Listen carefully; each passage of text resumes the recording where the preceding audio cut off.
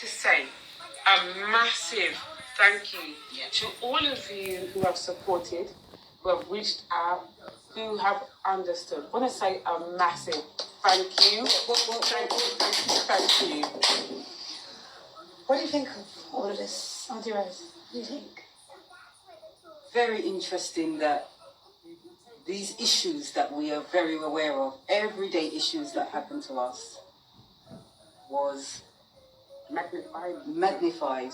A normal tweet that you put on your social on your Twitter, and the next thing, it's taken legs and it's run away. I think for me there are two sides. It's like, on the one hand, I'm like, almost what's the big deal, in the sense of we work around such serious issues and we encounter such catastrophic events within our community, and there's never a world response to that. That's right. And something that is still important, and racism shouldn't happen, but something that most of us have encountered in our life is deemed important because the world has reacted to it. It's deemed important because it happened within those walls.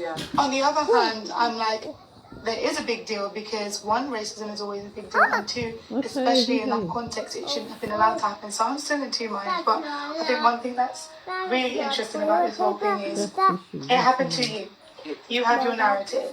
The person that did it to you had allegedly apologized. The palace had accepted responsibility. Yet there are still some people who want to create another narrative, and to me that in itself displays exactly what racism is. They can't possibly fathom you as a victim. You can't be a victim. No, right? So somehow I have to be at fault, yeah?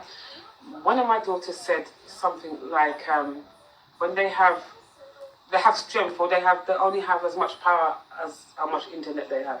So I don't know, right? If you've got nothing better to do, find something to do. Well, we won't even give them any more time. What I will say is a big thank you to those who have been holding it down, supporting, who understand the work, who understand the situation. And I think to those who are affected, because this must have affected so many people. That's the point right there, right? So there was people standing with me who overheard the whole thing.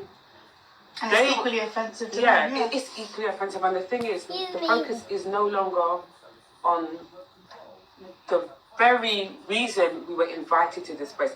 And I happen to know that there were people in there who have been really traumatized because of domestic abuse. There were so many agencies in there, and this was about them. It wasn't supposed to be about me or the other person. So my wish, is that yes, we're gonna address racism, because that's what Sister Space do, and that's why we got the invitation. And that's what we will continue to do. And that's what we will continue to do. I am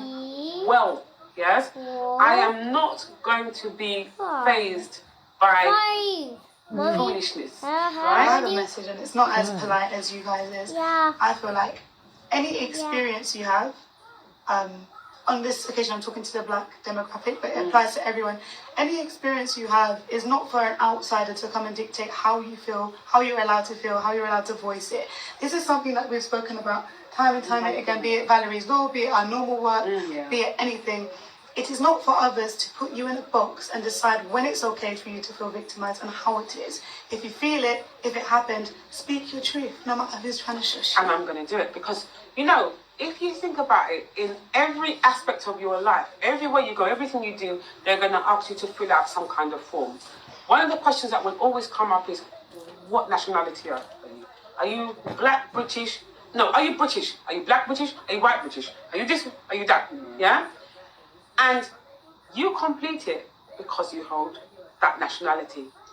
When you have answered the question, you don't get the form back 7 times. Because you answered the question, all right? So, I feel like there needs to be just a general rule of respect around identity. We know that we have a very complex and a very delicate history and past. And for Black British, specifically Black British Caribbeans, a lot of the time, I'm speaking from my own experience, their history engulfs so many different aspects and so many different places and so many different journeys. What we choose to disclose, how we choose to share, how we choose to identify is no one's choice but our own. And it's all true. And I feel like to respect it is to accept it. And also you've got to give a massive kind of nod to the context of where you are. Were you asked about the work that you do? No, you wasn't. In that venue and in that forum, the only focus, the only interest should be how am I related to the domestic abuse conference.